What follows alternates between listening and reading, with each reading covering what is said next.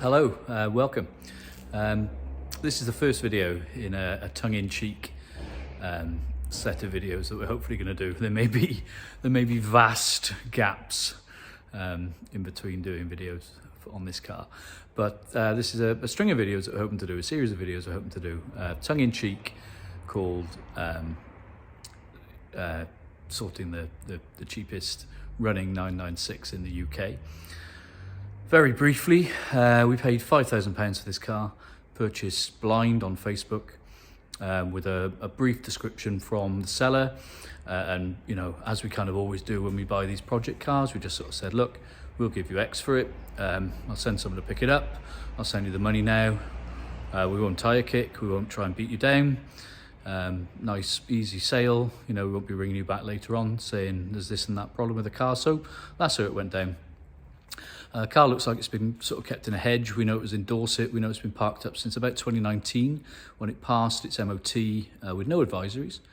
And then an element of the gear drive, the gearbox drivetrain failed on the way back from the MOT. So enjoy. We're going to do a little bit of a walk around of the car, show you everything, warts and all, show you what you get for £5,000 when you buy a 996 911. And then hopefully there'll be some more videos coming along showing you our progress with it. Okay, so brief walk around video of the car. The car has been wrapped in a colour which is similar to Riviera Blue, I guess. The wrap has actually been done very well. It needs to come off now because parts of it are failing. It's got some little bits of corrosion and rust underneath the wrap which need to be sorted. And I think it'll present itself better as the standard silver car that it once was. There's a few marks and whatever on the wrap as well, which, you know, are not gonna come out. The wrap started to degrade on the spoiler, and then standard place where you get rot on a 996 on the boot lid. Pulled a little bit of the wrap off there just to see how bad it was. But it's the bog standard issue. If you've never looked at this on your 996, you should. There's a bead of sealant that runs along there. I think the wrap has accelerated the degradation in that area, to be perfectly honest, but lots of 996s are like that. So it's no big surprise. We'll come back to the engine in a minute. Car does run. We started the car. We're not going to start it again until we've done a little bit more to it, certainly a service, but it has been started just to see that it does start. And the car actually is pretty straight. I mean, we don't know what's under the wrap.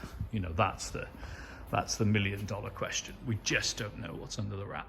We're hoping that when we put it in the paint booth and crank the paint booth up and remove the wrap, which should be relatively easy to do, although it has been done well, so all the shuts, handles, little, you know, bits and pieces have all been wrapped as well, so it will have to come apart a fair bit. But it presents itself fairly well, and, you know, we have high hopes that there isn't too many horrors under the wrap. Obviously the headlights are poor condition. You can bring them back to life really nicely with a refurbishment. We do those all the time. It's got a set of 17-inch basic alloys on it. We've got a set of 18-inch turbo twists to go on it, which will also be refurbished. The hood is currently non-functioning. We've got a warning light on the dash. We pulled the hard top off. There is a hard top, wrong colour, so we will, once we've dewrapped it, got our heads around what paint it is going to need, we'll also strip and paint the hard top. Inside the car, actually not terrible. The car is showing 77,000 miles with some history to back that up. The interior kind of looks mainly like a 77,000 mile car. The passenger seat has got a rip in it. They are pleather seats, they're not leather. So they don't last very well. One of the issues that we had with the car when we first bought it in, and was, you know, was completely honestly reported by the seller, was that the ignition key wouldn't come out. The ignition key now does come out. We've addressed that. It's very analog, this car, and as part of the gear selection mechanism, so I have to put it in to turn it on, there is a manual cable which connects there to the ignition switch, and that was unable to function. And the reason why it was unable to function, initially we thought it was because the shifter was jammed, or part of the shifter was broken, but it's actually the cable. The cable is incredibly stiff, so the cable is broken somewhere along its length, seized in the outer sheath, and does not function correctly. And that's what was causing the issue with the car unable to select gear properly, we think. It does now go into park, as you can see. It wouldn't go into park, and as I said, once it is in park, you can also remove the key, which was one of the issues that the seller had with the car. So that is addressed. So generally, the window is off the regulator. That's fine. That's fairly standard for these. And like I say, we need to get into why the roof isn't functioning as well. We've got most of the components required to do pretty much any fix on these roofs in stock. Underneath, we sort of omitted the engine when I was showing the engine bay earlier on. It's very dirty. The car has not been, particularly well stored. No slight on the seller at all.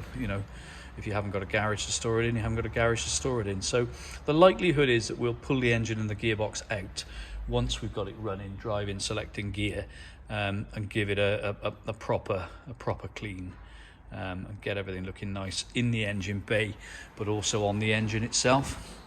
Coolant is full in the car. Haven't tested the air conditioning, don't expect it to work. Low expectations in that regard, but generally it doesn't actually present itself that badly. It doesn't scare us, put it that way. Anyway, join us back in a few minutes and we'll have a look at the underside of the car. Okay, so you join us now underneath the car, and there's some good, there's some bad. There's not too much ugly, there's a little bit of ugly. Despite what I said about the gearbox and us finding what we believe to be the main fault with the gear selection issue, there is a fair bit of automatic transmission fluid around the sump area of the gearbox. So we're not necessarily home and dry. We could have an issue there. You can see actually got ATF dripping off the cross member there.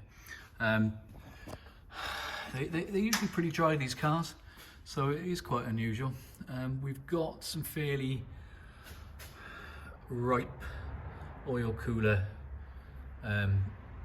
feed and return pipes there, so we'll change them when we've got the engine and the gearbox out at a later date. We have got a slight oil leak, possibly from above in the AOS area, but it could be that little plug, that little oil gallery plug is used for drilling out that oil gallery and then plugged with a little 10mm press-in plug. And we've seen a few of those leaking recently, so possibly could be that. Some good things, we've got some fairly new stainless steel silencer boxes on the car, which is nice. Looks like at some point it has had, well, it definitely has had the exhaust manifolds removed, because it's got new bolts on there. The engine is pretty dry though.